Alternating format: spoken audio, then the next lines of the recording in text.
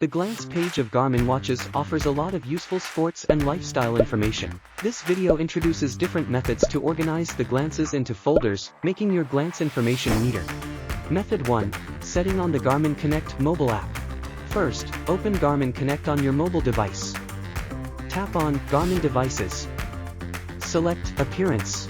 Click on Glance, where you can see all your glances. Tap New Folder and choose the glances you want to include in the folder. You can also select or input the folder's name and select an icon for the folder. After saving, your created folder will appear in the glance list. Sync your device to complete the process.